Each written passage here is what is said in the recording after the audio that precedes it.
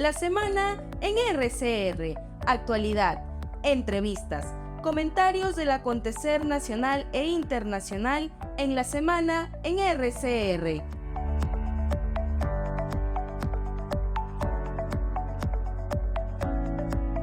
Qué gusto saludarte, Manuel, muy amable, ¿cómo estás? Gracias, José, por la invitación. Muy buenos días contigo y con todos quienes nos acompañan en RCR y a la distancia. Bien, y también estamos ya en comunicación con el doctor Agustín Aya de la Torre, sociólogo, docente en la Pontificia Universidad Católica del Perú y docente también en la Universidad Nacional Mayor de San Marcos. Qué gusto saludarle, doctor Agustín Aya de la Torre, muy amable, muy gentil. Muchas gracias por la invitación, buenos días. Y también nos acompaña Iván Arena, joven periodista y analista en temas políticos. Iván, qué gusto saludarte, ¿cómo estás? Un fuerte abrazo. José, muchas gracias. Muy buenos días. Muchas gracias a ustedes. Gracias a ustedes en realidad porque van a nutrir con sus impresiones, su punto de vista, qué es lo que está ocurriendo en el país. Comienzo con el doctor Agustín Aya de la Torre, pidiéndole una primera apreciación de lo que, cómo él ha visto esta reciente movilización del 19 de julio, una primera aproximación, ¿no? Y qué lecturas se tienen que rescatar, si es que hay. Adelante, doctor. Sí, gracias. Bueno, de acuerdo a la información oficial, han participado 21.000 personas en todo el país, de las cuales 4.500 en Lima, es decir, el 0.0006 de la población, 6/10 milésimas, lo que no parece ser muy exitoso, ¿no? Lo que sí es que estas pequeñas movilizaciones en varios lugares han sido pacíficas y felizmente que no recurrieron a la violencia como en diciembre y en enero, ¿no? Donde el intento de asaltar aeropuertos, de quemar ambulancias, de incendiar locales públicos y privados caracterizó lo que en mi opinión era una prolongación del intento de golpe de Estado del presidiario ahora Pedro Castillo, ¿no? Ahora, el problema es que esta protesta en realidad no se sabe exactamente qué querían, porque salvo las consignas de los fieles de Castillo y las directivas que dio desde el BRAE Sendero Luminoso, no habían mayores reivindicaciones sociales, ¿no? Es decir, lo que pedían es lo que ya sabemos desde hace un buen tiempo, una constituyente de carácter corporativo, adelanto de elecciones, no se sabe para elegir a quién porque no se conoce qué candidato tiene toda esta coalición de múltiples facciones y también, por supuesto, lo que pedían era el cierre del Congreso y la renuncia de la actual presidenta, ¿no? Entonces, de reivindicaciones sociales, por lo menos yo no conozco ningún pliego articulado. Ahora bien, creo que la situación es parte de un proceso general de descomposición de la política en el país y de una recuperación que, en mi opinión, todavía va a ser duradera en el sentido de que no están claras las propuestas que se estarían articulando, ¿no? Tanto la extrema derecha como la extrema izquierda y sobre todo la corrupción y el crimen tienen secuestrada a la política. Entonces es una situación complicada que no veo que se pueda revertir en un plazo inmediato. Iván, tú has estado siguiendo muy de cerca los acontecimientos previos a esta movilización del 19 de julio, ¿no? Entonces, conoces muy de cerca lo que ocurre en la zona sur del país, ¿no? Pero también conoces lo que ha ocurrido en nuestra ciudad capital, ¿no? ¿Cómo evalúas lo del 19 de julio, ¿no? ¿Y cuál es la lectura que deberíamos tener, ¿no? Para entender lo que está ocurriendo en el país? Yo creo que hay varias lecturas. La primera de ellas es evidentemente las facciones. En la izquierda hay múltiples facciones, es decir, la izquierda que estuvo de alguna otra manera organizando. Luego de eso, las banderas, no se tenía una bandera propia, es decir, algunos apostaban por la liberación de Castillo, otros apostaban por las elecciones ya, ¿no? Tercero, es evidente que no han podido movilizar a otras partes de la población. Los sectores, digamos, no han podido hacer lo que politizar los dolores de la gente, ¿no? De la gente normal, de la gente, digamos, corriente, común y corriente, que en este preciso momento vive pues alza la alza de costo de vida, en fin, la inseguridad ciudadana, los problemas ciudadanos de la gente común y corriente. Yo creo que eso es una de las cosas que no han podido ponerlas dentro de una plataforma de lucha, ¿no? La cuarta es que ellos han ideologizado. Acuérdate tú que ha sido básicamente de los herederos del pensamiento, digamos, de Gonzalo, como así se reconocen ellos, evidentemente, a través de algunas organizaciones que han liderado, ¿no?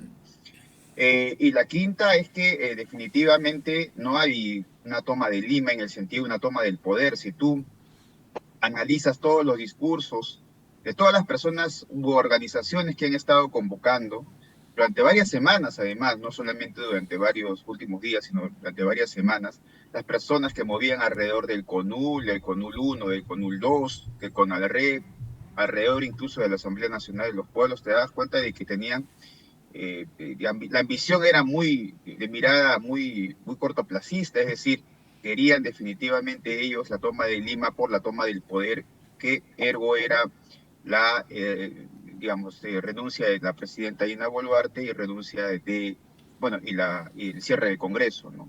Es una pretensión bastante, digamos, ambiciosa que tenían, y eso en definitivas cuentas se abrió muchísimas percepciones, digamos, en muchísima población, sobre todo la población de izquierda, que podían hacer eso, y sin embargo todos sabemos que eso básicamente no ha sido exitoso y podemos decir que ha sido un fracaso. Es decir, la toma de Lima en relación a la toma del poder que significaba la caída del gobierno y la caída del Congreso, eso no se ha sucedido, ¿no? Ahora, el otro análisis que falta hacer, creo yo, es qué viene después de eso, ¿no? Se anuncian algunas marchas a partir del 28, 29 o de 27, mejor dicho. Sin embargo, no sabemos si eso realmente va a tener alguna pretensión de ser más grande de lo que se hizo, ¿no? En este preciso momento yo te puedo asegurar, y con eso quiero redondear esta parte de la entrevista, muchísima gente está enfrascada básicamente en comprar y vender, los pequeños y medianos empresarios, digamos, el capitalismo popular. Hay muchísimas fiestas en el sur que necesitan definitivamente el turismo, y todo Ayacucho Sur, todo Apurímac, por ejemplo. En fin, y eso aparentemente no sabían, no se han dado cuenta. Eso es básicamente por la ideologización extrema que tuvo esta marcha, ¿no? Manuel, visto estas dos primeras apreciaciones, tanto del doctor Agustín Aya-Latorre como de Iván Arenas, ¿no? ¿Cuál crees tú que a partir de esta movilización del 19 tenga que ser la lectura que se tiene que dar desde el gobierno, desde el Congreso y la propia opinión pública? Yo me ubicaría desde la perspectiva de un ciudadano, como lo que somos todos, y un ciudadano que observa distintas fuentes, que lee y observa distintas fuentes, coincide con lo expresado, al menos en varios puntos como los que voy a señalar. Primero, el Perú siempre ha tenido en la vida política determinados momentos. Los abriles eran las huelgas magisteriales. Luego se retoman vísperas de fiestas patrias. Todo el país tiene festividades que son criticadas muchas veces porque son superfluas y qué sé yo, porque son oficialistas según algunas gentes, pero todo el país hace fiesta para fiestas patrias y todo el país se prepara para la Navidad. Y en Lima, particularmente, nadie hace grandes movilizaciones de diciembre a abril porque estamos en el verano. Segundo, o sea, esos tiempos y esa temporalidad está tratando de ser rota por una movilización política que no ha tenido unidad de dirección, porque entre los prosenderistas o continuadores de sendero y aquellos otros sectores que han apoyado a Castillo sin necesariamente ser, y a Cerrón sin necesariamente ser senderistas, sino que tienen sus propias demandas locales, algunas provinciales, departamentales. Las multirregionales o multidepartamentales no son tan fuertes, más bien han caído. Esos sectores van a continuar divididos como hasta hoy. Y por el lado de los grupos, ya no de los siniestros, sino de los diestros, ya no de las izquierdas, sino de las derechas, es una evidente división y una falta de sentido común respecto de lo que quiere la gente. Y el tercer punto que observamos nosotros los ciudadanos de a pie, varones, mujeres, jóvenes, es que la gente está agotada, está golpeada, está frustrada de los dirigentes políticos de todo tipo. Y esta frustración es muy grande. Y el segundo, y por último, el otro elemento que quiero señalar es que esto nos empequeñece a nivel internacional en una perspectiva geopolítica, en la cual las posibilidades del Perú de negociar buenos acuerdos con otros estados de América del Sur y del mundo, China, Estados Unidos, la Unión Europea, no tiene la fuerza que tendría si es que tuviésemos una mejor situación política. Y la situación económica todavía está dando algo de oxígeno a la situación política, pero esa también va en declive. Estamos analizando en la semana, ¿no?, el acontecer político con un distinguido panel con el doctor Agustín Ayala Torres, sociólogo, docente en la Pontificia Universidad Católica de Perú, la Universidad Nacional Mayor de San Marcos, Iván Arenas, periodista de investigación, analista político, y Manuel Bernales Alvarado, politólogo, consultor internacional y director del programa Geopolítica. El doctor Agustín Ayala Torres planteaba un tema que me parece sustancial, ¿no? ¿Cómo ha caído en este momento la situación política en el país? Y él ha dicho, ¿no?, la extrema izquierda y la extrema derecha están secuestrando a la política, ¿no? Entonces la pregunta que fluye ahora es, en esta situación y sobre todo en la fragilidad e improvisación en la que se maneja el gobierno, ¿cuál es el horizonte? ¿Hacia dónde vamos? Sí, creo que es una situación bastante crítica y en eso hay una coincidencia general. Ahora, lo que sostengo es que existen elementos, factores que podrían recomponer esto, pero no existen los actores que ahora puedan retomar esas banderas. ¿A qué me refiero? Yo diría, por ejemplo, que hay tres elementos claves, en mi opinión. Uno, los principios de la Constitución del 79, es decir, organizar al Estado sobre la base de la Declaración Universal de los Derechos Humanos, los criterios liberales de la independencia de poderes y el concepto del Estado social y democrático de derecho. En segundo lugar están las propuestas del Acuerdo Nacional, que han sido olvidadas por completo en los últimos gobiernos, que ha diseñado alrededor de 40 políticas de Estado y que se tradujeron en un tercer factor que también ha sido dejado de lado, aunque, como suele suceder en este país, está vigente, ¿no?, pero no se aplica, que es el Plan Estratégico de Desarrollo Nacional, cuya primera versión se aprobó en mayo del 2011 por unanimidad en el Acuerdo Nacional, por todos los partidos y fuerzas ahí representados, que luego se reformuló y actualizó a partir del año 2018, enlazándola con la perspectiva de Naciones Unidas para el 2030, y eso está vigente, pero lamentablemente dejado de lado, marginado, no se le da la importancia y prácticamente el CEPLAN ha desaparecido de la agenda pública, ¿no?, lo que me parece un gravísimo error. Es decir, en mi opinión, ahí hay factores suficientes, pero lo que no existen son los actores, porque todos están, o la mayoría, la gran mayoría, están comprometidos con la corrupción y con un concepto de que el Estado es un botín, ¿no? Por lo tanto, creo que ahí hay una situación que obliga a trabajar por una recuperación de una corriente ciudadana que permita recuperar estos factores que he señalado. Iván, justamente en esa línea que analiza el doctor Agustín Ayala Torre, ¿no?, una corriente ciudadana que justamente nos dé la posibilidad de contar con partidos políticos sólidos, una oposición democrática lo suficientemente responsable, pero nos encontramos con otra realidad en estos momentos, ¿no? Este es un gobierno bastante débil, ¿no? El 80% desaprueba la gestión de la Presidenta de la República, más del 90% desaprueba la gestión del Congreso, ¿no? O sea, ¿tenemos viabilidad en estos momentos? hay quienes piensan que tiene poco oxígeno el gobierno de Dina Boluarte, piensan que no, que así de tumbo en tumbo vamos a llegar al 2026. ¿Qué piensas tú? Mira, yo creo que hay razones, y yo creo que hay un análisis coyuntural, evidentemente, que se trata definitivamente del gobierno de Dina Boluarte, que es un gobierno débil, que es un gobierno que si no hace reformas vamos a llegar a una situación bastante álgida, y estoy seguro que vamos a llegar nuevamente con el anti y de todas maneras, ¿no? Me parece que va a ser así si seguimos. Pero hay una razón que me parece que es estructural, que es el tema de los consensos. No existe ningún tipo de consensos, es decir, y eso básicamente empieza a partir del año 2001, 2002, cuando se construyen consensos en el país en base a la exclusión de otros candidatos o de otras fuerzas políticas. Y eso me parece que es importante, ¿no?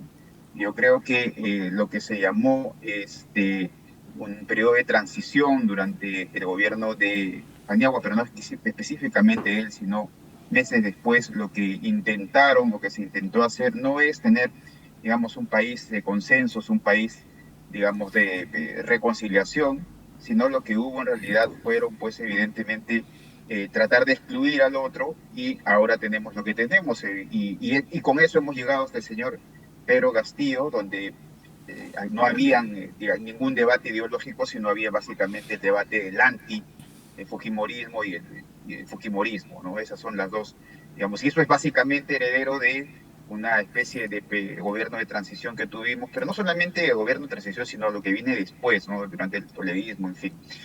Yo creo que además de eso no hay un proyecto de modernidad, ¿no? Es decir, no hay proyectos de modernidad política en el sentido que se veía antes, ¿no? Los partidos políticos, los pocos partidos políticos realmente existentes, como se suele decir, no tienen un proyecto de modernidad. La mayoría de ellos tienen un proyecto de gobernar la cosa pública, el poder, digamos, en 5 años, pero no hay ningún proyecto de modernidad, es decir, no hay proyectos de modernización de la vida, digamos, social, política, de la economía, a tal punto que, por ejemplo, tenemos cerca del 80% de la economía que es informal, ¿no? Y eso básicamente es la premodernidad frente a la modernidad. Entonces, esos grandes debates de la modernidad nacional, de la nación, del Perú, de lo que queremos ser de aquí a 20 o 30 años, que tiene que ver con la planificación también, pero no existe ese debate nacional, ¿no? El último gran propuesta, digamos, de modernización neoliberal, pero modernización al fin, fue Fujimori. Antes la tuvimos con Juan Velasco Alvarado, ¿no? Y aquí te diré las primeras décadas de 1900, entonces ahí donde hubo grandes debates sobre la modernización del país. Pero ese es un gran debate que ha desaparecido y todo se ha reducido a una guerra de religiones, todo se ha reducido a una guerra de fujimorismo y antifujimorismo, que definitivamente lo que ha ahogado es el espacio público. Y lo que tenemos al punto de hoy es que es un resultado de eso, ¿no? Pedro Castillo es el resultado de eso, y cualquiera que venga contra el antifujimorismo, el fujimorismo, podría ganar una elección tranquilamente, ¿no? Entonces, frente a eso tenemos que volver a los consensos, tenemos que volver a construir una nueva transición, la transición política a largo plazo, y además fortalecer los partidos políticos, pero además los partidos políticos deben tener, tanto de centro, de izquierda, de derecha, un proyecto de modernidad, cosa que ahora no se discute. Yo quiero rescatar dos cosas. Una, la que plantea el doctor Agustín Ayala Torre, ¿no? O sea, ¿cómo miramos un Perú hacia adelante si no tenemos un planeamiento, ¿no? Él ha sido jefe de ese plan y conoce exactamente cómo es que nos podemos mover como país, ¿no? Y cómo es que tenemos que hacer políticas a largo plazo. Y lo que rescata Iván, ¿no? La búsqueda de consenso, ¿no? Que hoy no la vemos porque estamos totalmente fragmentados. ¿Cómo lo ves tú, Nelson? Es un poco delicado lo que voy a decir, lo digo en primer lugar con todo respeto y buen afecto por quienes nos están escuchando, por ti y por los dos amigos que nos acompañan ahora.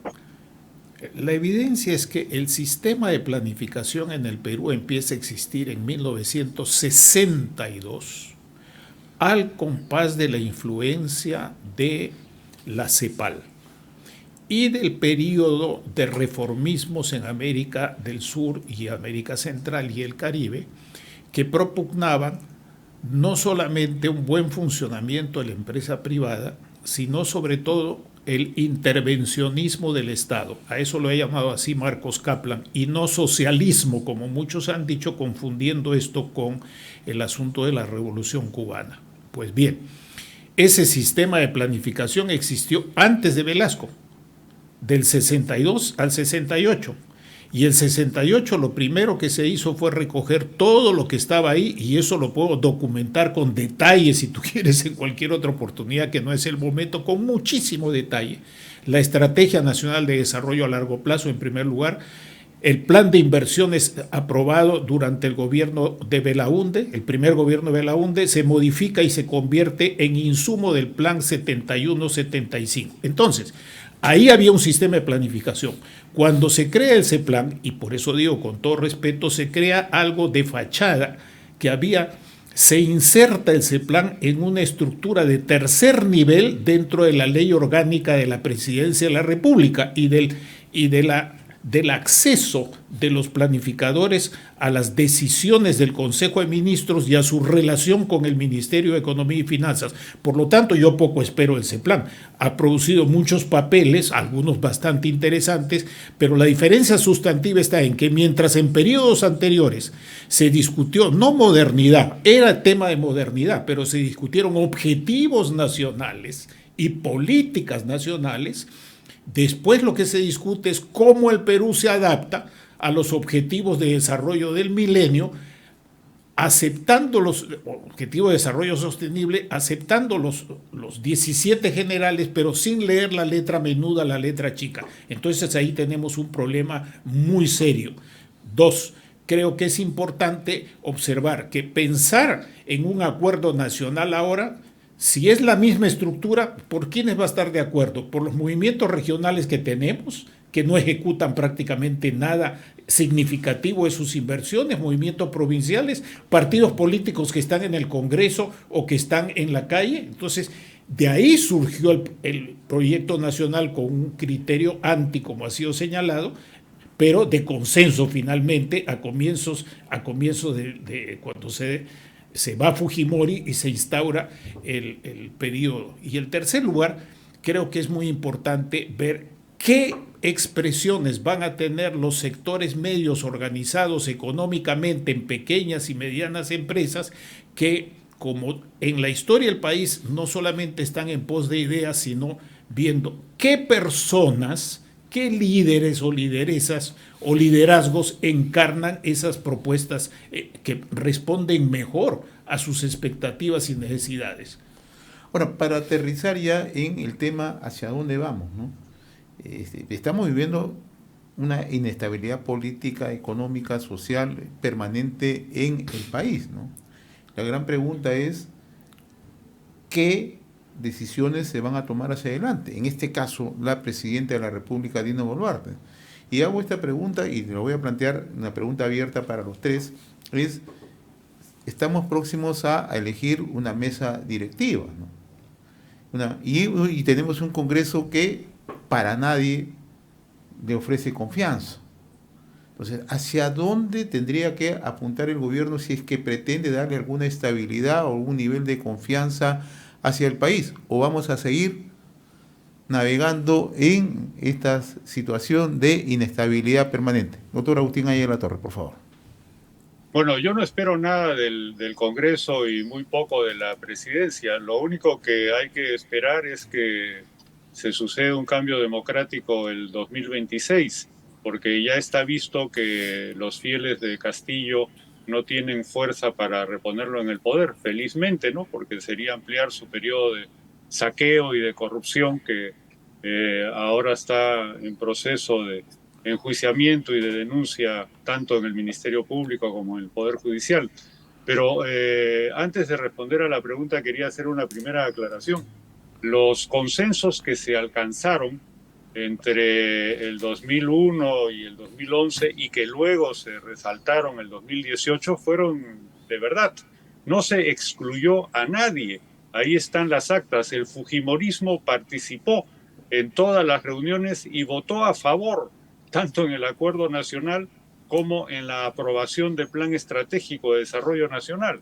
Nadie lo excluyó, ahí estuvieron. Lo que pasa es que en ese entonces estaban avergonzados por el desastre que cometieron durante una década, donde la pobreza apenas se redujo del 56 al 54%, y donde saquearon alrededor de 6.000 millones de dólares, de lo cual solo se ha recuperado 500 millones de dólares, todo documentado, graficado, porque es la primera corrupción a nivel planetario que tiene videos de las montañas de dinero con las que se corrompía a empresarios, a políticos, a periodistas, etcétera, ¿no?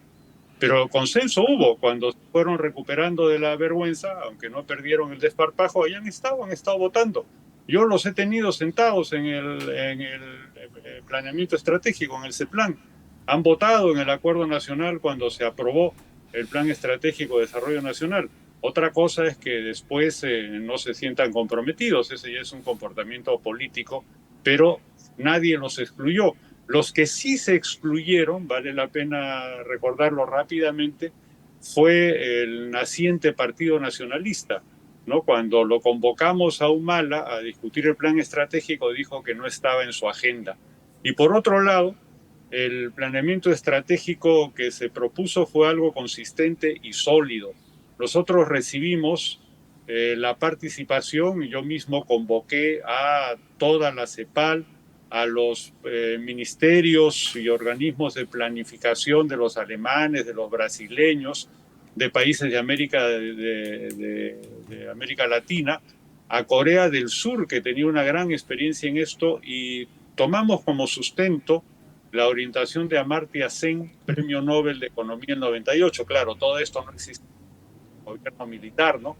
Que era una dictadura y pudo imponer un sistema distinto de planificación. Lo que sí es cierto que hay que darle más fuerza al planeamiento estratégico, ¿no? Consolidándolo en un Estado democrático más adelante. Esto queda como una tarea pendiente, porque efectivamente criterios particulares, sobre todo de la gran empresa, trata de boicotear y sabotear el planeamiento, porque y los políticos quieren hacer negocio, ¿no? Sin que las grandes inversiones sean discutidas democráticamente. Finalmente, creo que ahora debemos concentrarnos en tratar de recuperar una fuerza democrática consistente, ¿no? Que abarque diferentes sectores contra la corrupción y por una plena recuperación de un Estado social y democrático de derecho que construya un estado de bienestar en el país. Y dentro de eso, una idea que la mencionó Iván Arenas, que no hay que dejarla de lado, es que todo esto tiene, pues, lamentablemente un asunto que arrastramos, que es que el 80% del aparato productivo del país es ilegal o delictivo. Entonces estamos controlados por economías delictivas, por el narcotráfico, el contrabando, la minería ilegal, la trata de personas, y eso es terrible, ¿no? Y por eso las fuerzas políticas que representan a estos sectores se expresan tanto en el Congreso de la República como en gobiernos regionales y municipales, que están sometidos a estas fuerzas oscuras que degradan la democracia. Iván, te escuchamos. Bueno, Ari dice que formalmente no hayan querido convocar al fujimorismo, ¿no? Pero, o sea, pero si tenemos el fujimorismo, antifujimorismo, que llega casi a la guerra de religiones y que hemos visto que se puede elegir a cualquier persona, como Pedro Castillo, porque cualquier persona, evidentemente, todo el mundo lo sabía sus nexos con el FENATE, por lo menos todos los que de alguna otra manera investigamos ese tema, sabíamos que tenían nexos con el FENATE, sabíamos que había Opurímac, sabíamos que César Tito Rojas y el famoso Lucio Cayo Cayata lo habían recibido en Apurímac y habían ordenado a todos los profesores aquel día recibirlos con palmas y le habían dado pasajes y le habían dado, en fin, teníamos un montón de cosas y seguían votando por el señor Pedro Castillo. Es evidentemente que existía, y el nivel de polarización que existe ahora en fujimorismo y antifujimorismo va a continuar, creo yo, hasta el 2026. Es evidente que hay un intento de exclusión de ambas partes, ¿no? O sea, no, eso no podemos negarlo. Evidentemente el fujimorismo es una fuerza política realmente existente, claro que sí, y está en el Congreso, ¿no? Ahora, es elecciones seguidas, o sea, ¿cuál es el problema? No es obligatorio. Pero las tres las ha perdido, y no las ha perdido por temas ideológicos, las ha perdido básicamente porque es una fuerza fujimorista versus antifujimorismo. O sea, si no queremos ver eso... representa una mafia que ha robado 6.000 millones de dólares, de los cuales solo se han recuperado 500 millones. Entonces, no es obligatorio votar por ni una ni otra. pero que represente pues una mafia para ti, o sea, eso es una mafia para ti, pero el Fujimorismo es una fuerza política como está Alianza para el Progreso, como Acción Popular, es una fuerza política que está ahí, que represente a la mafia o no represente a la mafia, es una cuestión que absolutamente yo no voy a discutirlo, pero es una fuerza realmente existente en el Congreso.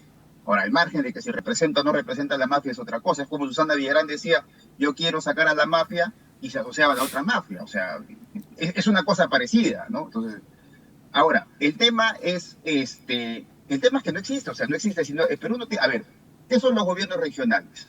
Y además, hay una cosa que no podemos olvidar, la planificación ha continuado, o sea, tú vas a los supuestos participativos, hay diferentes canales, acá hay más canales de participación y de planificación popular en todo el sentido de la palabra que en Cuba.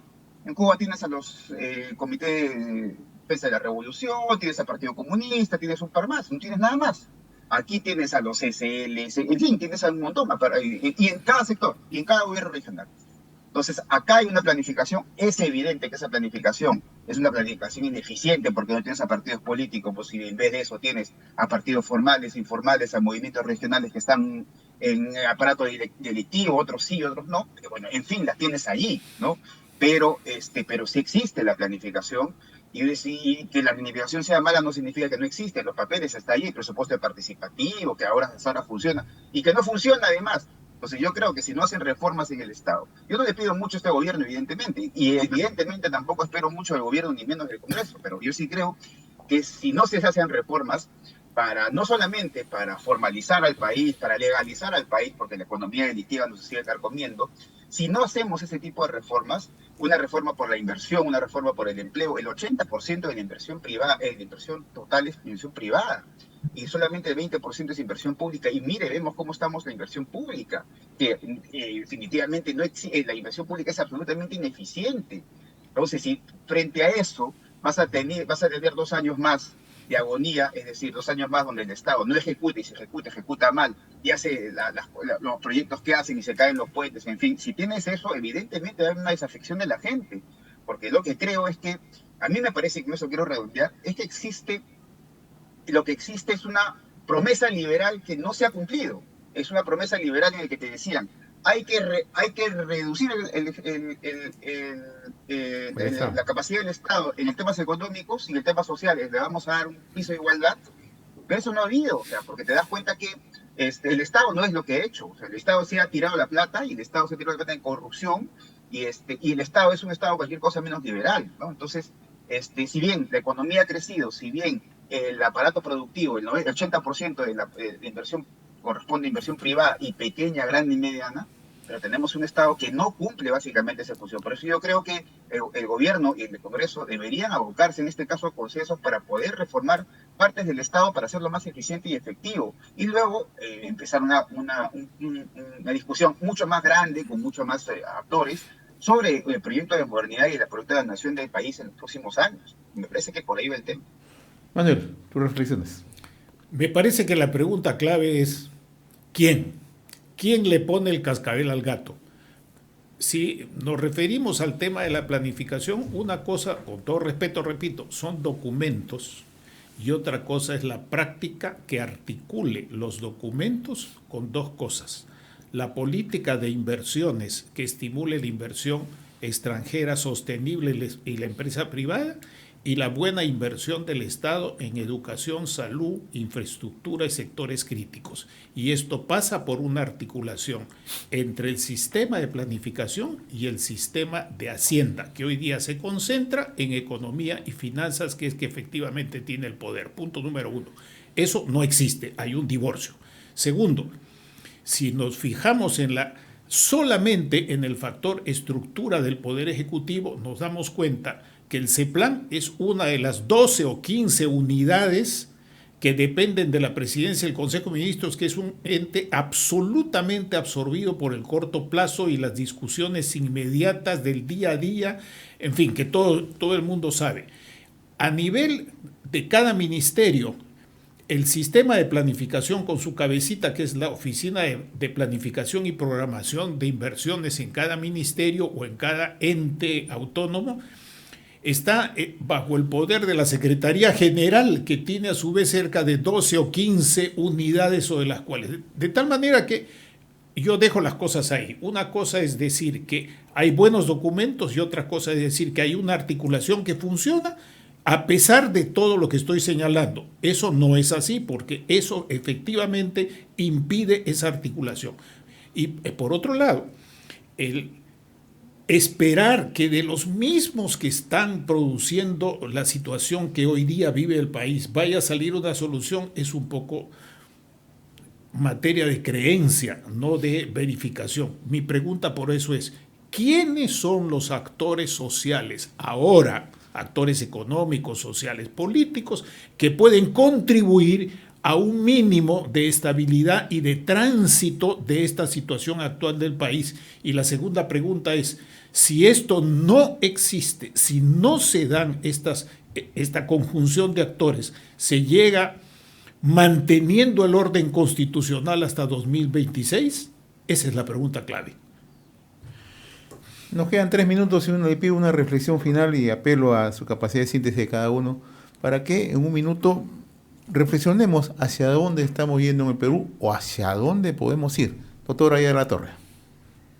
Sí, yo creo que hay que reconocer que somos un país mal constituido. ¿Cómo será que no existe resultado oficial de la consulta que se hizo para aprobar la Constitución de 1993? Es impresionante.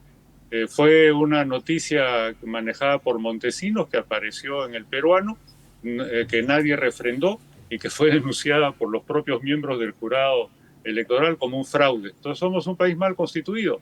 No podemos funcionar con una constitución que no fue ratificada por el pueblo y que se ha implementado por un fraude. Entonces ese es un problema que hay que corregir de forma clara y contundente, combatiendo al crimen y a la corrupción que lamentablemente copan las fuerzas políticas actuales, ¿no? Entonces esa es una tarea en función de los elementos de juicio que señalé. Iván Arenas, lo escuchamos. Yo la verdad es que veo que es un aviso navegante, veo una coalición en los próximos meses, probablemente en el Congreso. Coalición tampoco no necesariamente tiene que acabar, o sea, tiene que ser ya la explosión, ¿no? Pero al 2026 nuevamente estamos dirigiéndonos con el aumento de pobreza, con la reducción de la clase media, con la desafección hacia la política, en fin, con el papel del Congreso, evidentemente, y con el papel del gobierno. Estamos dirigiéndonos nuevamente a una polarización donde desafortunadamente vamos a continuar con el fujimorismo antifujimorismo, ¿no? Es una que ha ahogado, que ha rebajado la discusión política y pública, y yo creo que vamos a dirigir nuevamente eso. Estamos yéndonos directo a eso, ¿no? Me parece.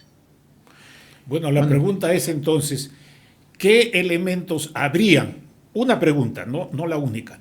¿Qué elementos habrían entre esos actores que están en contrapunto, fujimoristas y no fujimoristas, que pudieran ser rescatados para un planteamiento programático concreto distinto? Yo hasta el momento no lo veo. Segundo, este fujimorismo y antifujimorismo se resume un poco en esos planteamientos que se hizo contra la corrupción, ¿verdad? Entonces se hablaba de las puertas giratorias, pero hay nuevas puertas giratorias. Nadie ha estudiado aquí a fondo las puertas giratorias de las ONGs, que también están relacionadas al fujimorismo y al antifujimorismo, y que han tomado parte en los procesos y siguen tomando parte en los procesos de estos días.